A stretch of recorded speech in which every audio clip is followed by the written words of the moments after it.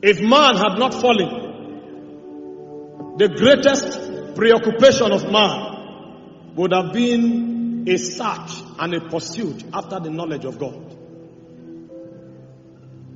The knowledge of God is man's greatest possession. The reason man begins to embark on endless pursuits as an attempt to satisfy the vacuum of his soul is because of the gap that was created on account of the fall. The knowledge of God is not just an acquaintance.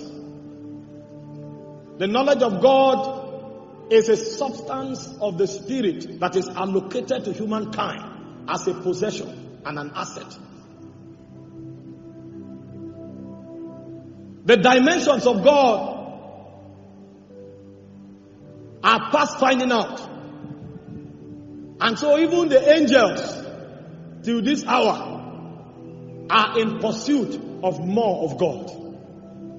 The possession of the essence of that being and that deity is what gives value and relevance to creation. Apart from the knowledge of God, all that will be left will be mundanity, vanity upon vanity.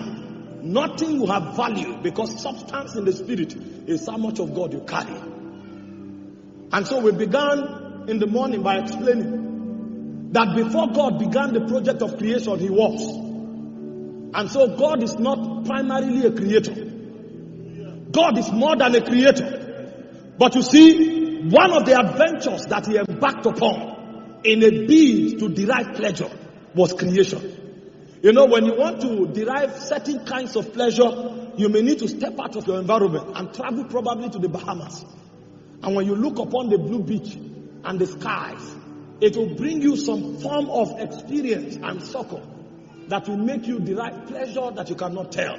You will spend your money, you will spend your time to achieve that.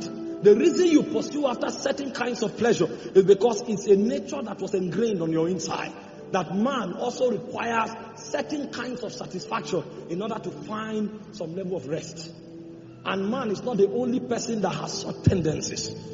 Before God began creation, there were many other business of God that God was involved in. That is not allocated to creation to understand. But when He wanted to derive pleasure, because there was nowhere for Him to go, because He is His environment.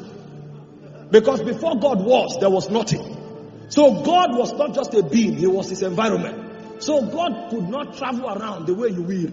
So He began through the act of His wisdom and creativity different kinds of projects that will give Him the kind of pleasure that He could not find in traveling around the way you will do.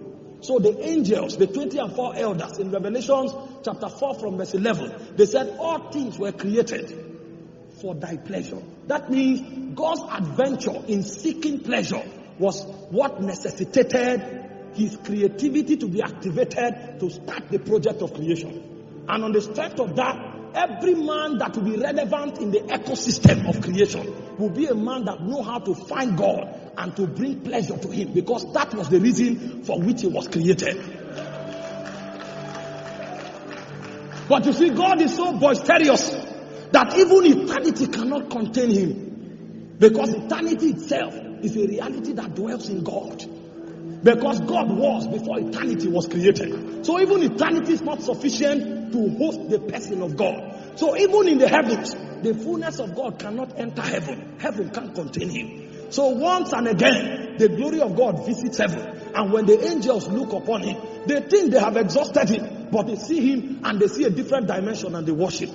When they are done worshiping and they lift up their faces again, what they see they've never seen before.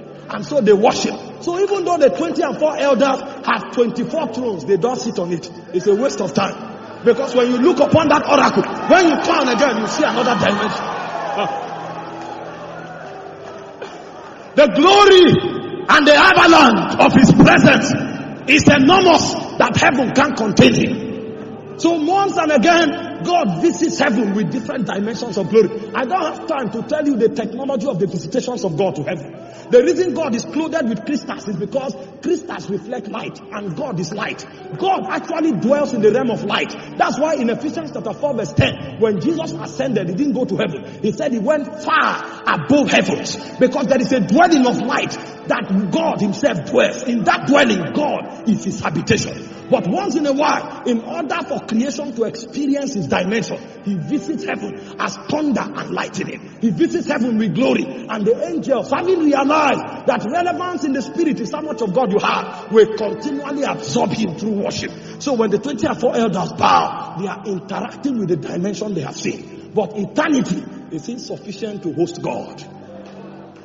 Now, eternity is a realm that time does not have a power in, because it's a perpetual continuum. And if eternity cannot host God, that means time will be many thousand times and billion times more limited in hosting God. And so because time cannot host God, once and again, he fragments his reality into moments.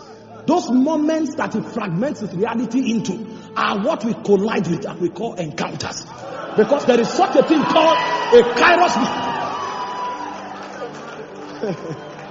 There is such a thing called a kairos moment and a chronos moment. The chronos time is the moment that God allows you to dispense of the encounters that you have had in the kairos moment. So the kairos moment are the most strategic seasons in existence. Once and again, when God wants to release dimensions of his glory into the realms of mortals, what he does is that he interjects time. He interrupts time. He breaks into time and he allocates a dimension of his glory into time. Wise men that know the way of encounter, what they pursue are those moments in the spirit. So he said the sons of Issachar, they had understanding of times and of seasons and knew what Israel ought to do. So the power of the Issachar generation is the ability to find the moments of the spirit where the glory of God is trapped. And when they find it, they tell Israel that there is a treasure here that you must find. Because if you lose that moment of encounter, the next kairos chronos moment will be wasted. The reason you struggle for 4 years is because you lost the encounter in which the glory of God is allocated to empower you for 4 years. So when you miss that moment, the next moment will be struggle until another window comes where God allocates his dimension. So encounter are moments of the spirit where interaction with divinity is possible. Encounter are moments of the spirit where God decides to break into the realm of mortals so that they can have interaction with him and become like the immortal God. Because what God had in mind when he began the project of creation was not to create another angel. God was done creating all things. And the angelic realm manifests different kinds of glory. But after he was done creating all things, his creativity wouldn't let him rest. He thought of what to create, there was nothing. When you look upon Lucifer, the glory that he carried was beyond measure. He said he was clothed with 10 stones, diamond, jasper, sapphire, carbuncle. All the stones we pursue and we put a pinch of it on our neck and feel important. The guy was dressed with it.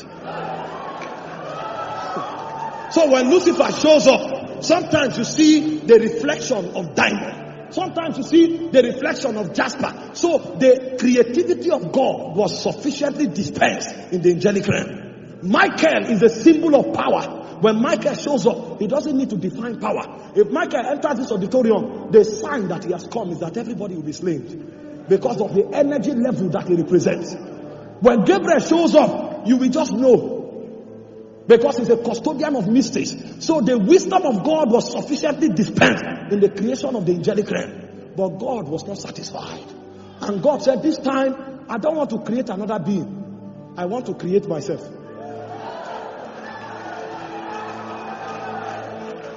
So when God created man, he actually recreated God. So what God did was that he wanted to see creator working as created. That was the only way he could be satisfied. That's why he said, let us make man in our own image, after our likeness. And when Jesus came, he said, ye are gods, because you are the children of the Most High. And if you say you are God, unto whom the word of the Lord came, and the scriptures cannot, because it's a canon in the spirit, that man is a God, he in flesh.